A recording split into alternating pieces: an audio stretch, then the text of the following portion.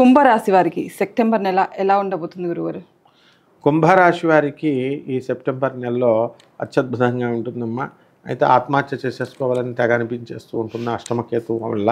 కాబట్టి అప్పుల బాధలు, తర్వాత పని లేదు, ఇలాగా టైం అయిపోతుంది ప్రతి పనికి అని చెప్పి ఇలాగ ఏదో రకాలుగా వీళ్ళు బాధపడుతూ అస్తమాను వాచీలు చూసుకునే విధంగా వీళ్ళందరూ కూడా ప్రతి విషయానికి కంగారుగా వీళ్ళు చేస్తూ ఉంటారనమాట.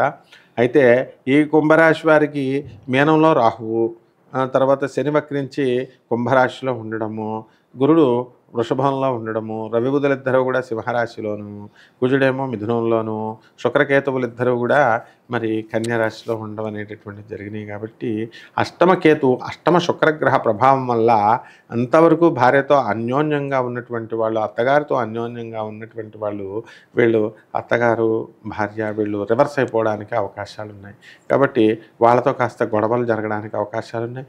వాళ్ళ తరపున వాళ్ళు ఇస్తాననేటటువంటి కట్నము ఇవి రాలేదని చెప్పేసి అనవసరంగా గొడవలు పెట్టుకోవడం వల్ల ఆ గొడవలన్నీ కూడా చిలికి గాలివానలు అయిపోయి పెద్దగా విడాకుల దగ్గరికి వెళ్ళిపోవడానికి అవకాశాలు ఉన్నాయి.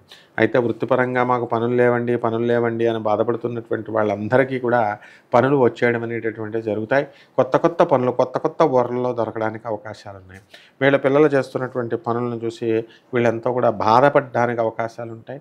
అయితే వీళ్ళ మనవలను చూసుకొని వీళ్ళు చక్కగా సంతోషపడడం అనేటటువంటివి అన్నీ కూడా చేస్తారు. ఫాల్స్ ప్రెస్టీజ్లకు వెళ్తారు. కాబట్టి అలా కాకుండా రియలిస్టిక్గా వీళ్ళు చక్కగా వెళ్ళాలి. కొత్త వ్యాపారాలు స్టార్ట్ చేయాలి ఈ అప్పులు తీరిపోవడానికి అని చెప్పి రకరకాల ప్రయత్నాలు చేస్తూ ఉంటారు. మరి ఎలాగా మేము ఒక ఇల్లు అమ్మేసాం మళ్ళీ రెండో ఇల్లు ఎలాగ అమ్మడం అని చెప్పేసి ఒక ఉంటుంది. అసలు ఆ ఇల్లు అమ్మాల్సినటువంటి అవసరం లేకుండా వీళ్ళకి ధన సహాయం అనేటటువంటిది సమయానికి టైంకి అందేస్తుందన్నమాట.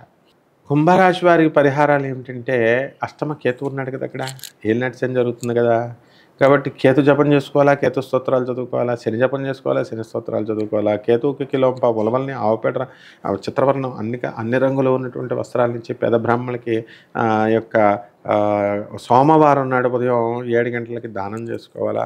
అలాగే శనికి నల్ల నువ్వుల్ని కిలోంపావు నల్ల నువ్వుల్ని నల్లని వస్త్రాన్నిచ్చి పేద బ్రాహ్మణులకి శనివారం నాడు ఉదయం 8 గంటలకి దానం చేసుకోవాలి. అలాగే దశమహావిద్యల్లో ఒకటైనటువంటి మహాకాళి అమ్మవారి యొక్క హోమాన్ని వీళ్ళు ఇళ్లల్లో జరిపించుకోవడం ద్వారా చాలా బాగుంటుందన్నమాట.